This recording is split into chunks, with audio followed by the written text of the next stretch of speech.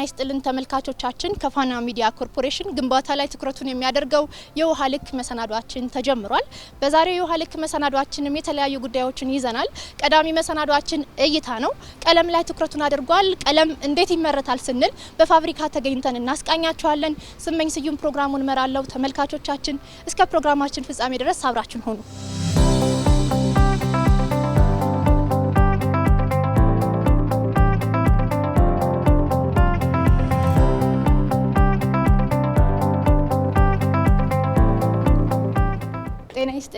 ጤና ይስጥልን ሰላም ነዎት? እግዚአብሔር ይመስገን መልካም። ዛሬ እንግዲህ በውሃ ልክ መሰናዷችን ቀለም እንዴት ይመረታል ስንል እናንተ ጋር ቆይታ ለማድረግ መተናል። ስሞን ያስተዋውቁልንና ከየት እንጀምር የሚለውን ይነግሩናል። ስሜ ሰለሞን ኃይሉ ይባላል። የዘሚል ቀለም ፋብሪካ ፕላንት ማናጀር ነኝ። እናመሰግናለን። እንግዲህ ወደ ቀለም የማምረት ሂደቱ ከመግባታችን በፊት ጥሬ እቃዎቹ ምን ናቸው የሚለውን ብናይ፣ እንግዲህ ጥሬ እቃዎች የቀለም በዋናነት 4 ግብአቶች አሉት። ማንኛውም ቀለም ነው የሚያሰኘው። 4 ግብአቶች አሉት። ከአራቱ ፒግመንት ይባላል ወይም ዱቄት መሰል ነገሮች ናቸው። ሁለተኛው ባይንደር ወይም ቀለምን እርስ በራሱ የሚያገናኝና ከግድግዳ ጋር ሊያጣብቅልን የሚችል ኬሚካል ነው። በሶስተኛ ደረጃ አዲቲቭ ነው። አዲቲቭ ስንል ደግሞ የቀለምን ኳሊቲውን ጥራቱን ቀለም እንዲቆይ የሚያደርግ ኬሚካል ነው።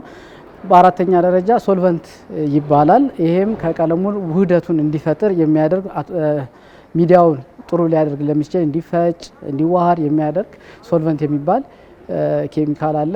እንግዲህ በአጠቃላይ በ4 ይከፈላል ማለት ነው።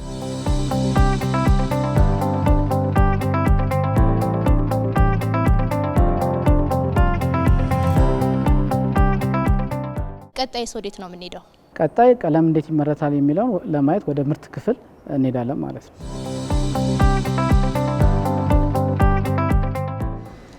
ቀደም ሲል ጥሬ እቃዎችን እያየን ነበረ። አንድ ቀለም ሆኖ እንዲወጣ የሚያስፈልጉ ግብአቶችንና ከሀገር ውስጥ የሚመረቱ ናቸው ወይስ ከውጭ የሚመጡ ናቸው?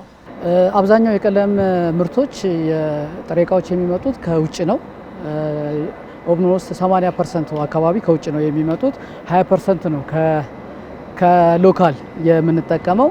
ስለዚህ የቀለምን አንዱ ቻሌንጅ የሚያደርገው አብዛኛው ኢምፖርትድ መሆናቸው ነው።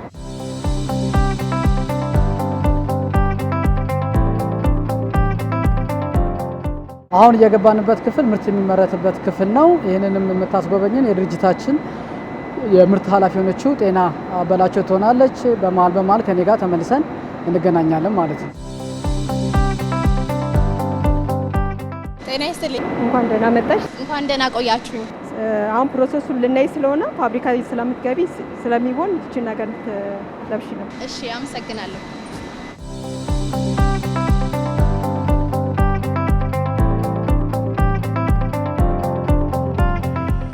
የቀለም ምርት መጀመሪያ ከምን መጀመር እንዳለበት ያለውን ስቴፕ እናያለን። ምርታችን የውሃ ቀለም ሊሆን ይችላል፣ የብረት ቀለም ሊሆን ይችላል ማለት ነው።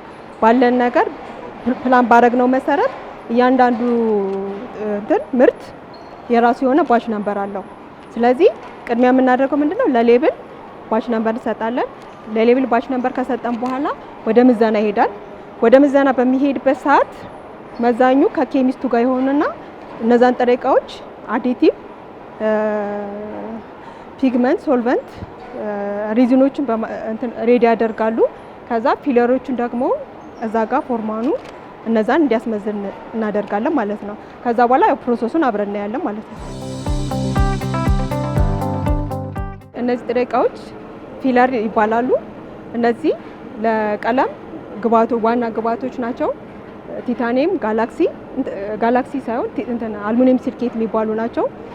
ሁሉም እያንዳንዱ ጥሬ እቃ የራሱ የሆነ ጥቅም አለው። አሁን ሃይዲንግ ማለት እንዲሸፍን አንድ ቀለም ግድግዳ በሚቀባ ሰዓት እንዲሸፍን የሚያደርጉት ነገሮች እነዚህ በተለይ ያው የቲታኒየም የምንለው ጥሬ እቃ የሱ ግብአት ዋናው ነው።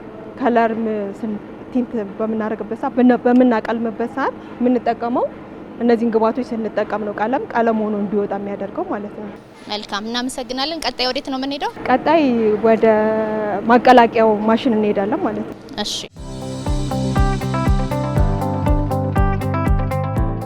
አሁን እዚህ ጋር የሚደረገው ምንድነው? ውሃ አለ። ውሃው ከተዘጋጀው በኋላ እነዛ ታች አዲቲቭ ያልኩሽ አሉ። እነሱ ይዋሃዳሉ። ከተዋሃዱ በኋላ የሚደረገው ምንድነው? እነዚህ ፊለሮች ይመጡና የማዋሃድ ስራ ይሰራል ማለት ነው። ልክ እነዚህ ያዘጋጀናቸው ጥሬ እቃዎች ተዋህደው ሲያልቁ ልክ የመጨረሻው ግልበጣ ማዳበሪያው ሲጨርስ ሰዓት ይያዝለታል። ያ ማለት ሰዓት ይያዝና በቀለም አጠራር ያው ግራይንድ ታይም ይባላል። ግራይንድ ታይም ማለት ድቀቱን ልመቱን የምንጠብቅበት ነው። ከ15 እስከ 20 ደቂቃ በዚህ ማሽን ሚክስ ይመታል ማለት ነው። ከተመታ በኋላ ከ20 ደቂቃ በኋላ ባይንደር ሌዳውን እናደርጋለን። በእኛ አጠራር ሌዳውን እንለዋለን። እነሱ ባይንደር እነሱን ሌዳውን እናደርጋለን። ከለር ከሆነ ከለር ማለት ያው የማቅለም ስራ ይካሄዳል ማለት ነው።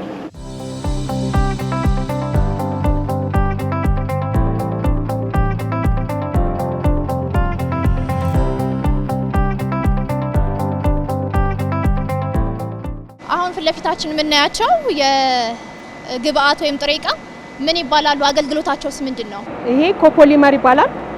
ኮፖሊመር ለቀለም ግብአት ነው። ይሄ የዚህ መግባት ቀለምን ባይንድ አጣብቆ ጥሬ እቃውን ባይንድ አድርጎ ግድግዳ ላይ በምንቀባበት ሰዓት የማጣበቅ ሂደት እንዲኖረው የሚያደርግ ነው ማለት ነው። ስለዚህ ይሄ የኮፖሊመር ጥሬ እቃ ባይኖር ግድግዳው ላይ ተጣብቆ ወይም የመቡነን ነገር እንዲኖረው ያደርጋል ማለት ነው። ስለዚህ አሁን ቀለም ከተቀባ በኋላ በእጃችንም እንኳን ብንነካው እጃችንን የመያዝ ነገር አይኖረውም፣ ግድግዳው ላይ ብቻ ነው የሚቀረው። ውሃ፣ ዝናብ ቢያገኘውስ እንዴት ነው? ምንም ችግር የለውም። እሱ አጣቆ ስለሚያስቀር ምንም የሚያመጣው ችግር የለም። እሺ፣ ቀጣይስ ወዴት ነው የምንሄደው? ቀጣይ የምንሄደው ወደ ላብራቶሪ ነው የምንሄደው። አብረን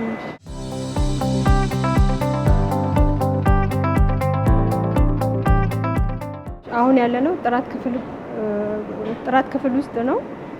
ቀጣዩን ከትዝብት ካሱ ጋር አብረሽ ትቆያለሽ። እሺ፣ አመሰግናለሁ ስለነበረን ቆይታ። አመሰግናለሁ። ሰላም፣ እንዴት ነሽ? እንኳን ደህና መጣሽ። እንኳን ደህና ቆየሽኝ። እዚህ ክፍል የጥራት ክፍል ኃላፊ ነኝ። ትዝብት ካሱ ጸጋዬ ይባላል። ምን ይሰራል አሁን እዚህ? እዚህ ጥራቱን ነው የምንቆጣጠረው። ከምርት በኋላ ያለውን ጥራቱን ቴስት እናደርጋለን። አንደኛ ቅጥነትና ውፍረቱን፣ ሁለተኛ ከለር ማች ማድረጉን፣ ሶስተኛ ፒኤች ሜትር ፒኤቹን ቴስት እናደርጋለን። ይሄን ሁሉ መድረቅና ለመድረቁን፣ አራተኛ ይሄን ሁሉ ቴስት እናደርጋለን። ቀለሙን ከዛ ፒክ አድርገን ይዘን መተን ወይም ሳምፕል ይዘን መተን ማለት ነው። ሙቀትና ቅዝቃዜው ከተለካ በኋላ ቀጥሎስ ያለው ማሽን ላይ ምንድን ነው የሚሰራው? ቅጥነትና ውፍረቱን ቼክ የምናደርግበት ማሽን ነው። ከዛ በኋላ ወዴት ነው የሚሄደው? ከዛ በኋላ እዚህ ጋር ጎን ለጎን ስሚር እናደርገዋለን። ወይም ስሚር ማለት ምን ማለት ነው? እንደዚህ ኖርማሊ ቀለሙን መቀባት ማለት ነው። ቀለሙን ደጅ ወጥቶ ወይም ግድግዳ ላይ ከመቀባቱ በፊት ምን ይመስላል የሚለውን ማሳያ ቼክ ማለት ወረቀት ላይ ነው። መልካም። ቀጥሎስ ወዴት ነው? ቀጥሎ ወደዚህ ወደ ኦቨን እንከተውና ይሄ ያደርቅልናል ማለት ነው። ማድረቂያ ማሽናችን ነው። ሰዓት አለን። በስንት ሰዓት አጀስት እንደምናደርገው ወይም እንደሚደርቅ እዚህ ጋር ቼክ የምናደርግበት ፓራሜትር ነው። በምን ያህል ሰዓት እንደሚደርቅ ካያችሁ በኋላ ነው መጨረሻ ላይ ግብአቱ ካለቀ በኋላ ይሄ ቀለም ከዚህ ሰዓት እስከዚህ ሰዓት ይደርቃል የሚለውን የምትለጥፉት እዚህ ኦቭኑ ላይ ያለውን ነገር ካያችሁ በኋላ ነው። መልካም። ቀጥሎስ ወዴት ነው? ቀጥሎ ከደረቀ በኋላ እናየዋለን። ከለሩን ተመሳሳይ ከሆነ ዳይሬክት ፊሊንግ እንዲቀዳ መመሪያ እንሰጥና ፓክድ ይደረጋል። ከየትኛው ጋር ነው ተመሳሳይ እንዲሆን? ከስታንዳርዱ ከኮዱ ጋር ነው ወይስ ምንድነው የሚለውን ንገሪኝ እስኪ። ስታንዳርድ ነው። በዚህ በቀኝ በኩል የተደረገው ስታንዳርድ ነው። በግራ በኩል የተደረገው ምርት ነው። አሁን የተመረተው ከረንት ላይ ያለው ምርት ማለት ነው። ስለዚህ ስታንዳርዱና ምርቱ ምን ከሆነ ነው ትክክለኛ ነው የምንለው? ከለሩ ማች ካደረገ ማለት ነው። መልካም፣ እናመሰግናለን። ቀጣይስ? ቀጣይ የሚሰራው ስራ እዚህ ክፍል አዳዲስ ከስተመሩ ወይም ደንበኛው የሚፈልገውን ከለር ሲፈልግ እዚህ ክፍል ነው የምንሰራው። በትንሽ ሳምፕል እዚህ ሰርተን ነው ወደ ምርት ክፍል የሚሄደው ማለት ነው። እነዚህ ማሽኖች ትንንሽ ሳምፕሎችን የምንሰራበት፣ ጥሬ ዕቃ ከውጭ ሲመጣ ቴስት የምናደርግበት እነዚህ ማሽኖች ሚክሰር ማሽን ናቸው። እዛ ፕሮዳክሽን እንዳያችሁት በትልቁ ነው ያያችሁት፣ እዚህ ደግሞ በትንሹ ማለት ነው። እዚህ ክፍል ካለቀ በኋላ ቀለሙ በተለያየ እቃዎች ተቀርቶ ወደ ገበያ ይሄዳል። ከዚህ በኋላ ያለውን ቆይታ ከአቶ ሰለሞን ጋር ቆይታ ታደርጋላችሁ። እሺ፣ አመሰግናለሁ ስለነበረን ጊዜ። እሺ፣ ቴንክ ዩ።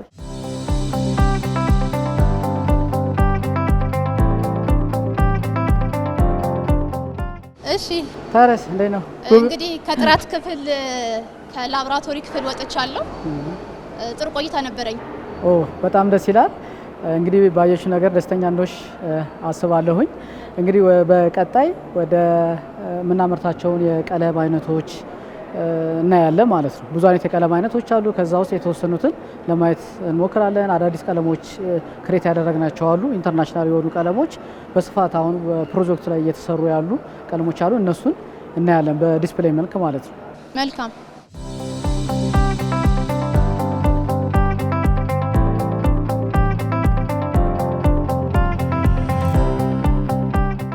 አሁን እዚህ ጋር የምታያቸው የተለያዩ የቀለም አይነቶች ናቸው። እነዚህ ውህዶች በቀይ፣ በቢጫ፣ በጥቁር፣ በነጭ ተቀላቅለው የሚሰሩ የቀለም አይነቶች ናቸው።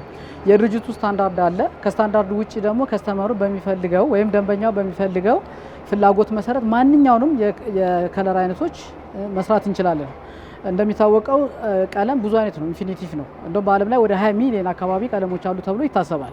ስለዚህ ከስተመሩ ማንኛውም ሰው በሚፈልገው የቀለም አይነት መስራት እንችላለን። እነዚህን የምታያችሁ ለሳምፕል መልክ አብዛኞቹ ከስተመሮች የሚወስዱትን የቀለም አይነቶች ነው የምናየው። እነዚህም ቀለሞች ከቀይ፣ ከቢጫ፣ ከጥቁር፣ ከነጭ ተዋህደው የተሰሩ የቀለም አይነቶች ናቸው። እነዚህ በዋናነት የሚያገለግሉት አሁን እንደምታየው ቴክስቸር የሆነ ቀለም ነው። ብዙ ጊዜ ለውጭ ትልልቅ ህንፃዎች ላይ ለብዙ ጊዜ እንዲቆይ ተደርጎ የተሰራ የኳርቲዝ ቀለም ይባላል።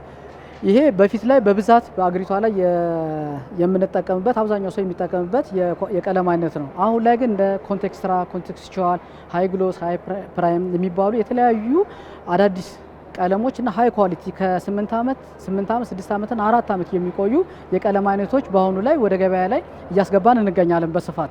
ቀለማት የሚታጠብ ማይታጠብ የምንለው አለና ምን ማለት ነው እሱ ራሱ? ትክክል ነው። ሁለት አይነት እንግዲህ ቀለሞች አሉ፣ የሚታጠብና የማይታጠብ ተብሎ በሁለት ካታጎሪ ይከፈላሉ። ከስሙ እንደምንረዳው የሚታጠብ ስንል በውሃ ወይም በሳሙና ያን የሆነ የቆሻሸም ከገባሹ በኋላ ስታጡ በቀላሉ ቆሻሻው የሚለቅ ማለት ነው። ቆሻሻው ይለቃል ግን ቀለሙ አይለቅም። ቀለሙ አይለቅም፣ ቆሻሻው ግን ይለቃል። ዛት ይዟ ያልንበት ምክንያት ለዛ ነው። በቀላሉ አጥበሽ ወደ ነበረበት ቦታ ትመልሻለች ማለት ነው። የማይታጠብ የምንለው ዋንስ አንድ ከተቀባ በኋላ ያንኑ መልኩን ይዞ ለብዙ ጊዜ የሚቆይ ቀለም ማለት ነው። ስለዚህ አቧራን፣ ውሃን ምናምን ሪዚስት የሚያደርግ የቀለም አይነት ነው ማለት ነው። ስለዚህ የሚታጠብና የማይታጠብ የሚሉት በዚህ መንገድ ከስሙ እንደምንረዳው አጥበን ወደ ነበረበት የምንመልሰው፣ የማይታጠብ ቀለሞች ደግሞ ዋንስ ከተሰሩ በኋላ ያላቸውን ኢስቴቲክ ቫልዩ ወይም ይሄ የስበት እንትናቸውንና ይዘው የሚቆዩ ቀለሞች ማለት ነው። እንደው በግንባታው ውስጥ የቀለም አስፈላጊነት ምን ያህል ነው?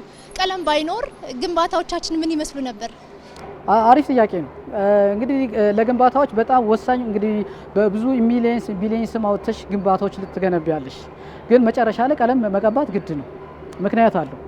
ከዛ ውስጥ አንዱ የቀባሹ ቀለም ኤክስፖዝድ የሆነ በፀሐይ በዝናብ በተለያየ ኤክስፖዝድ ይሆናል። በዛ ታይም ላይ ግድግዳዎችሽ ምን እየሆኑ ይሄዳሉ? እየተበሉ ፈንገስ ፎርም እያደረገ ውሃ እያደረገ የተራሹን ቢልዲንግ ክራክ እያደረገ ይመጣል ማለት ነው። ክራክ ሲያደርግ ምን ያደርጋል? የሜንቴናንስ ጊዜሽንም ይጨምራል። ያንን ነገር ለማስተካከል እንትን ትያለሽ። ቀለም ግን ከቀባሽው እነዚህ ነገሮች አቮይድ ያደርግልሻል ማለት ነው። ዋንስ ከቀባሽው የሰራሽው ቢልዲንግ እንዳለ ወይም ህንፃ በነበረበት ለብዙ ጊዜ ለረጅም ጊዜ እንዲቆይ ያደርጋል። ከዛም በተጨማሪ ምን ያደርጋል? ቀለም ለእይታ ወሳኝ ነው። ብዙ ጊዜ እንደምታያቸው ቀለሞች አሁን ላይ እይታቸው በጣም እየጨመረ የመጣበት ጊዜ ነው። ስለዚህ ለአይናችን የሚስብ የቀለም አይነቶችን ስንቀባ ያ ቢልዲንግ ያለው ቫልዩ በጣም ይጨምራል። ለምሳሌ ተመሳሳይ ቢልዲንጎች ፎርም ሰርተሽ የተለያየ ቀለም ብትቀቢ ቫልዩአቸው አንድ አይደለም። ይሄኛው በጣም የሚያምር ኢስቴቲክ ቀለም ምርጫሽን ካስተካከልሽ ቫልዩ በጣም ይጨምራል።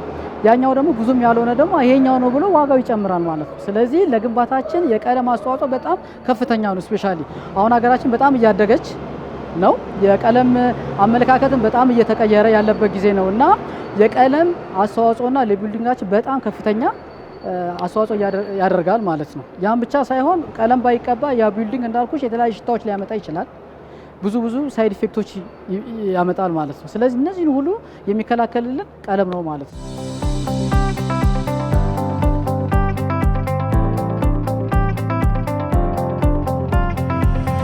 በፋብሪካ ቀለሙ ተመርቶ ካለቀ በኋላ በተለያዩ የማሸጊያ ስልቶች ታሽጋላችሁና በፕላስቲክ በቆርቆሮ እንዴት ነው የምታሽጉት?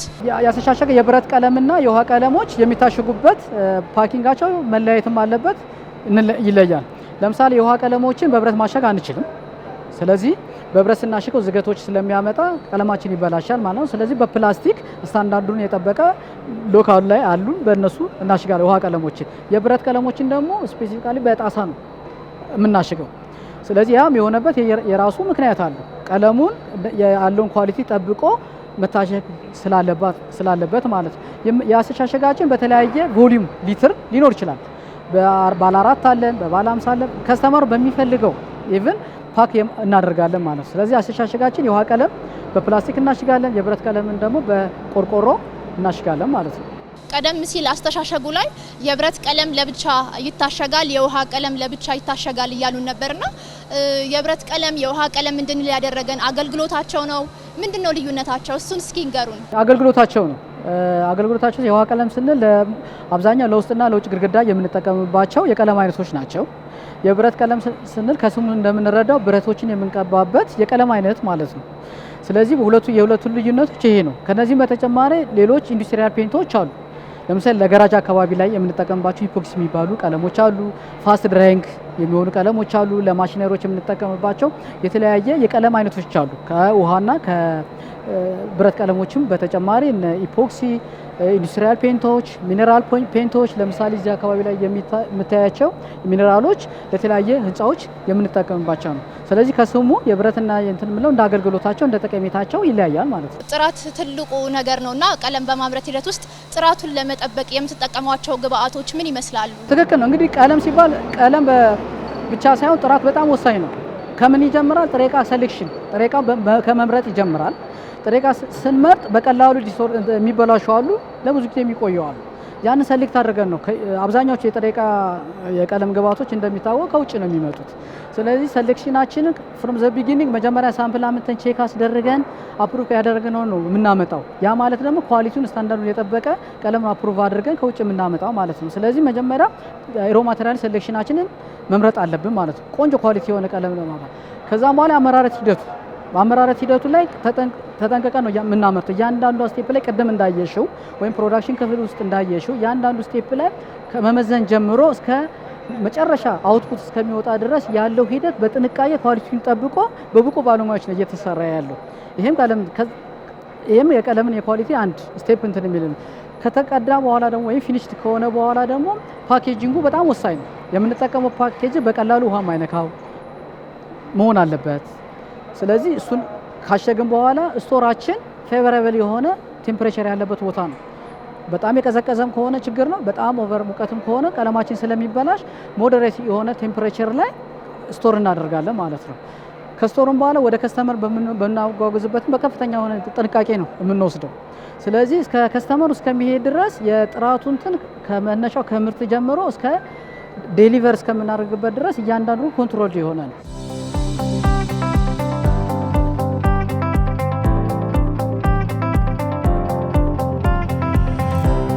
አንድ ቀለም ጥሩ ቀለም ነው የሚባለው የመሸፈን አቅሙ መሰረታዊ ነው። በተወሰነች ካሬ ላይ ምን ያህል ይሸፍናል የሚለው በጣም ወሳኝ ነው። ምክንያቱም የውስጡ ነገር መታየት ስለሌለበት እና ያንን መሸፈን መቻል አለበት። በሚቀባበት ጊዜ በደንብ የመቀባት በብረሽ ስንቀባው ስሙዝ የሆነ ቶሎ የመቀባት የማይዝ መሆኑን ማረጋገጥ ያስፈልጋል። ሌላው ሽታዎች አለመኖራቸውን ያስፈልጋል፣ በደንብ ማየት ያስፈልጋል። ሌላው ከተቀባም በኋላ የቀባነው ነገር ላይን ይስባል አይስብም የሚለው ነገር በደንብ ማወቅ መሰረታዊ ነገር ናቸው። ከለር ምርጫቸውም ላይ በዛው ማስተካከል ይኖርባቸዋል። ስለዚህ አንድን ቀለም ነው የሚያሰኘው ነገር እነዚህ ነገሮች ማሟላት አለባቸው። ስለዚህ በደንብ መሸፈን አለበት፣ በደንብ ብረሽ መደረግ አለበት፣ ወይም ሲቀባ በቀላሉ የሚቀባ ቀለም መሆን አለበት። በአንድ ሊትር ላይ ቆንጆ ቅብ ወይም በዛች ካሬ ሜትር ውስጥ በተወሰነ ቀለም ብዙ መቀባት መቻል አለበት። ከተቀባም በኋላ ኢንሴንቲቭ ቫልዩ ወይም ይሄ የሚስብ እና ለአይን የሚማርክ መሆኑን ማረጋገጥ ያስፈልጋል። በተጨማሪ ከመግዛታቸው በፊት በተለይ ትልልቅ ህንፃዎች የሚሰሩ ድርጅቶች በአማካሪዎች የታገዘ ቀለምን ምርጫ ቢያደርጉ ጥሩ ነው ብለን እንመክራለን። አቶ ሰለሞን ኃይሉ ስለሰጡን ጊዜ ስለሰጡን ሰፊ ማብራሪያ በጣም እናመሰግናለን። እኔም አመሰግናለሁ።